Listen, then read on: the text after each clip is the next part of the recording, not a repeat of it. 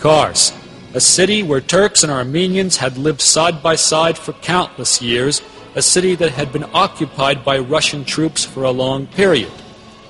Subotan, a village founded on the Ana ruins in Kars province, the village that was attacked by Tashnak Armenian guerrillas as they were withdrawing in 1918.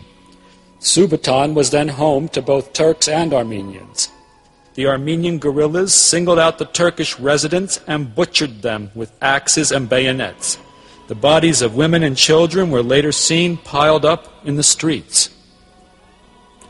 Based on statements made by Fariz Öztürk and Dura Öztürk, excavations were carried out on June 20th, 1991.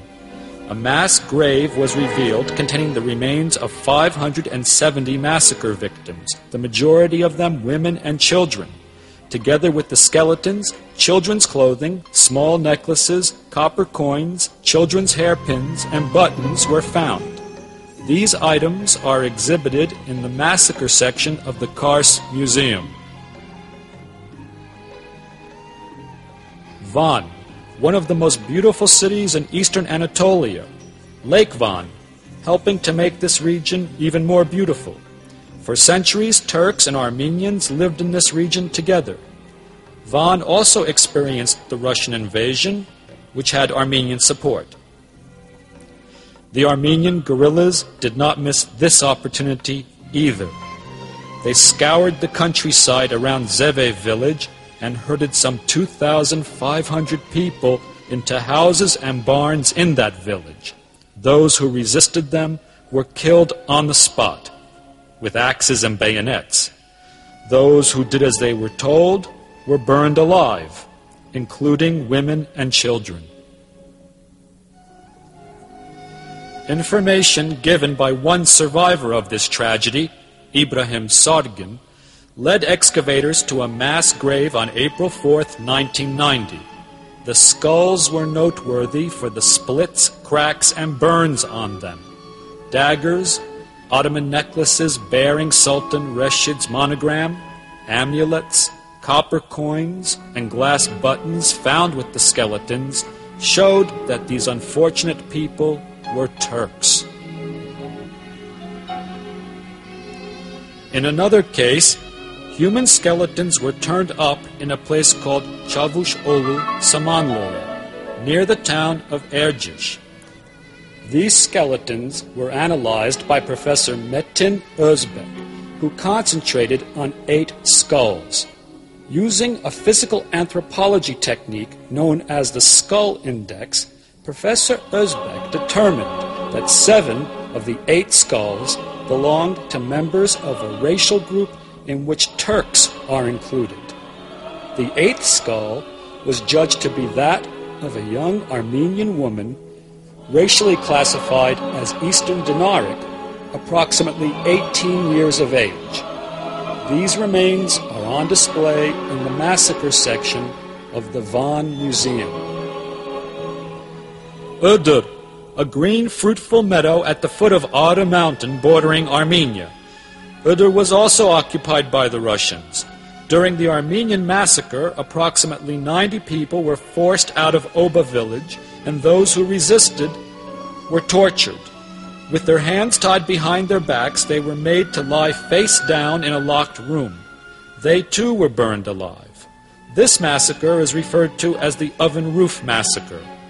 Approximately 90 human skeletons, some with broken skulls, along with cartridge cases, were found in an excavation done on March 1st, 1986, which confirmed that the massacre had indeed occurred. Hak MEHMET village in Iğdır province. It had long been known that a well in the middle of this village contained the remains of the Turkish victims of an Armenian massacre. This well grave had been found by Professor Enver Konukçu, but it wasn't until October 6, 1999, that a full-scale excavation got underway. Scientists and journalists from Italy and Austria were also on hand for the event. A semicircle opening method was used to access the well. When they got 12 meters down, water started rising up from the bottom. The excavators kept going and found skeletons lying on top of each other.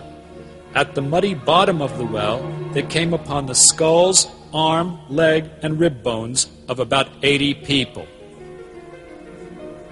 They also found 3 pieces of fabric with bronze buttons on them, 3 cartridge cases, one full, the other 2 half full, 2 bullet remnants, 1 dagger clasp, and 1 string of worry beads. This excavation provided yet another example of a mass killing carried out by Armenian guerrillas of innocent villagers. In this case, the bodies of men, women, and children had all been dumped down a well to cover up the crime.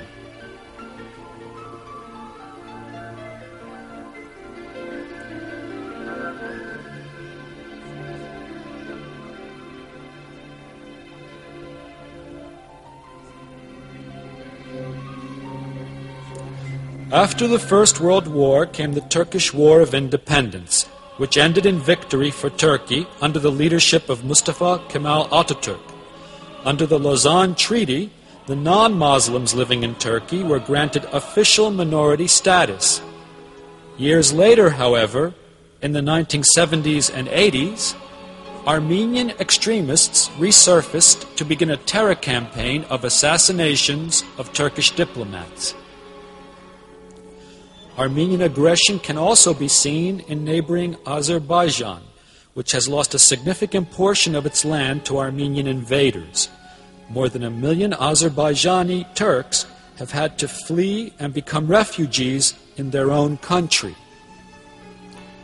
As for the sad events of 80 to 85 years ago, a center has been established in the city of Iğdır to ensure that those Turks who died in the massacres are remembered. Toward this end, there is a monument, a museum of genocide, and a special library for researchers. Today, the Republic of Turkey is a dynamic, modern nation of 70 million people. When Atatürk, the great liberator, founded the new republic in 1923, he called on his people to pursue peace at home, peace in the world. Today's Turks are no different. They are eager to live in harmony with their neighbors and consign all feelings of bitterness to the history books.